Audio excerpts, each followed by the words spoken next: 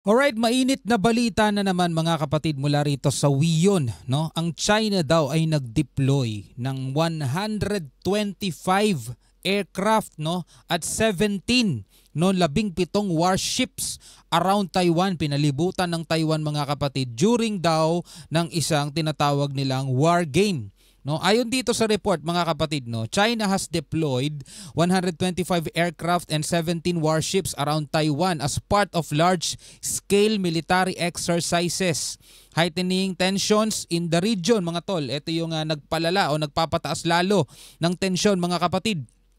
The war games, which involve air and naval maneuvers, are seen as a show of force in response to Taiwan's growing ties with the US. Ito ay isang pagpapakita daw mga kapatid ng puwersa, no, bilang sagot nila o response sa paglago daw ng ugnayan o ng alyansa ng Taiwan at saka ng Amerika at sa iba pang mga Western allies mga kapatid, no. Beijing continues to assert its claim over Taiwan, no. Ito ang matindi mga kapatid, dahil nga ayaw bitawan ng China itong kanilang claim na ang Taiwan ay part ng kanilang bansa, which is yun naman din talaga nung unang panahon. Pero dahil nga pagmumulan ito ng matinding gulo, tila ba wala nang pakialam ang China kahit magkaroon pa ng gera, no? Basta gusto nilang makuha yung isla na yan. No, bahala na si Batman mga kapatid. At ito ang ating panonoorin ngayon at bibigyan natin to ng reaction, komentaryo, opinion, kritisismo at kung ano-ano pa. Pwede nyo ako samahan. Magbigay din kayo ng komento sa ibaba sa comment section mga kapatid. No, bago natin to simulan, huwag mong kalimutan mag-subscribe. Click mo na rin ang notification bell para ma-notify ka pag may mga bago tayong reaction video tulad nito. Alright, so wag na natin patagalin pa. Panoorin na natin to mga tol. Let's move on now. China is escalating its military presence around Taiwan, sending a clear message of aggression and intimidation in a blatant display of force. Ito na nga yun Ito talaga yung taktika nila, hindi na nagbago sa kahit na anong bansa mga kapatid. Magpapadala sila ng malakas na puwersa para i-intimidate ka, takutin ka, no? Pagpapakita na mas malakas kami kaysa sa'yo, mas dominante kami kaysa sa'yo. No, at ikaw naman bilang presidente, syempre ayaw mong ilagay sa panganib ang iyong mamamayan pag natakot ka, susunod ka na lang, di ba? The Chinese military has concluded fresh drills involving fighter jets and warships. Our next story explains how these drills mark a significant escalation in tensions between the two sides. Grabe, no? Biruin mo 125 na aircraft, no? At 17 warships papalibot sa isang maliit na isla. Grabe 'yun.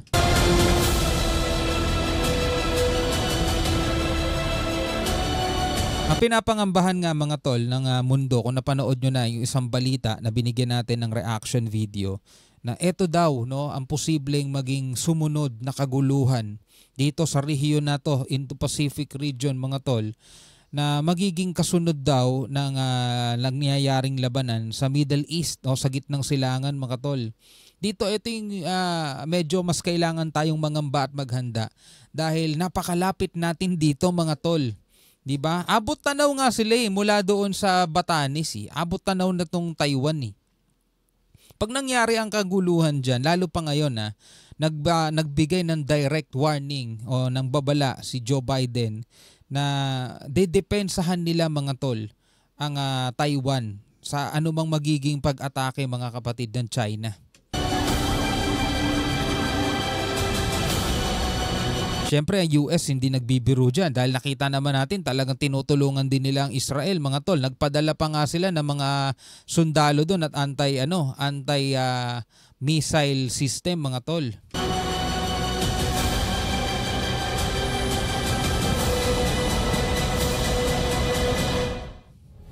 A menacing display of military power. China deploys a staggering 125 military aircraft and 17 warships around Taiwan. These war machines are a chilling new round of military exercises across 9 strategic zones near the island, including the critical Taiwan Strait. Grabe no, ang tindi ng China no, ganito talaga sila manindak no. Palibutan ka ba naman? Beijing's message is clear. These maneuvers aimed at assaulting maritime and ground targets are a stark warning to Taipei and a brutal reminder of China's claim over the island. Taiwan independence and peace in the Taiwan Strait are irreconcilable. The provocations from pro-independence forces will inevitably face countermeasures. Inevitably. No, hindi daw talaga maiiwasan mga kapatid. No? Hindi nagbabago at klaro ang mensahe ng China. Gusto nilang mabawi mga tol o makuha itong Taiwan mga tol. No? At ang Taiwan syempre magre-resist yan. No? Papalagyan. No, hindi sila papayag na basta-basta na lang silang makuha. Ang tanong mga kapatid, no, etong China ay willing ba sila na wasakin ang Taiwan para lang makuha nila yung islang yan? Kasi malamang ganun ang mangyayari dahil di lang naman Taiwan basta-basta makakalaban nila. Diba? Diyan yung US mga tol na nagbigay na rin ng babala sa kanila na talagang dedepensa sila. The drills, named Joint Sword 2024B, showcase China's military might as it tests the full spectrum of its joint combat capabilities. Di ba galit na galit ang China kapag mayroon daw mga bansa na nagpapakita ng puwersa, mga nag-show off daw ng force? Ito, gawain nila. Gawain nila yan eh. The aggressive military drills have left Taiwan on high alert while keeping its allies on edge. Grabe, alerto ngayon ng Taiwan. Chinese fleets are encircling the island in an intimidating clockwise movement, positioning themselves as a constant looming threat.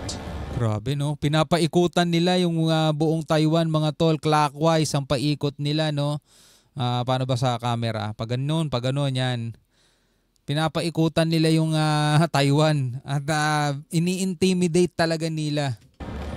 China has increased the frequency of its warplane incursions into Taiwan's air defense zone, a move that underscores Beijing's growing readiness to trigger potential conflict.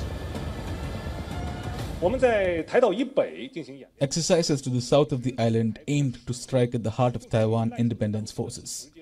Those in the eastern air and sea zones were intended to block 3 critical routes: the lifeline for energy imports, external support line for separatists, and escape lines for those attempting to evade punishment. Yun yung mga tatargetin nila mga tol.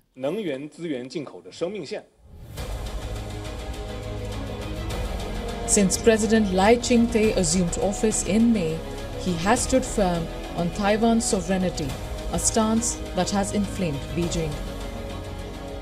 The latest drills mark China's 4th large-scale show of force in just 2 years, with Beijing bluntly declaring that Taiwan's independence and peace are irreconcilable. As the aggressive exercises unfold, China's intentions are clear. It is prepared to act and willing to escalate. Bureau Report, Leon. Ito yung mahirap mga tol eh. Marami nagsasabi na posibleng madamay daw tayo dyan. Kasi di ba nga may mga EDCA sites tayo rito, may mga gamit ng US dito, di ba? May mga iniwan sila rito mga Typhoon missile for example. Na ang sinasabi ng iba na pwede daw maging target 'yon ng China. Siyempre, kasi itong mga gamit dyan ng US, iniisip nila na ito yung mga gagamitin mismo ng US para makaresponde agad sila if ever na magkaanonahan dyan, magsimula na yung labanan mga tol. Makakaresponde agad sila sa pamamagitan ng mga armas o mga missile system na ikinalat nila sa iba't ibang lugar. Kasi hindi lang sa hindi lang sa Pilipinas, meron din sila sa South Korea, meron din sila sa Japan. So yung mga yan mga tol ay pinaniniwalaan iniisip ng iba na pwede maging target ng China. Unahin nila yan, yung support system mga tol ng Estados Unidos, no? Tayong mga Pilipino, syempre ayaw natin madamay, no? Kung yun ay laban ng China at Taiwan, pero napakalapit lang kasi natin sa kanila mga tol. At ang tanong, 'di ba? Ang tanong, etong China ay willing ba talagang pumasok sa isang malaking labanan o talagang tinatakot lang nila ang Taiwan hanggang sa bumigay, mga tol? Kasi napakatagal na nilang sinisindak yan at napakatagal na nilang pinagbabalakan at pinagbabantaan yan Taiwan. Sabi nga doon sa isang video na napanood natin kay PMC, 'di ba? 70 years na daw nilang pinagbabantaan at pinagbabalakan sakupin itong Taiwan. May magpahanggang ngayon hindi pa rin nila nagagawa. Ang tanong, talaga bang desidido na ang China, mga tol, na pumasok sa isang malaking labanan, mga tol? Kasi ulitin natin, maliit ang Taiwan, oo, pero hindi lang Taiwan kasi makakalaban nila dyan. Lalong-lalo pa ngayon na nagbigay ng direct warning, mga tol, si Biden, na didepensahan daw ng Estados Unidos itong Taiwan. No, ano sa tingin ninyo, mga tol? Ano masasabi niyo diyan? Comment na lamang kayo sa ibaba, no?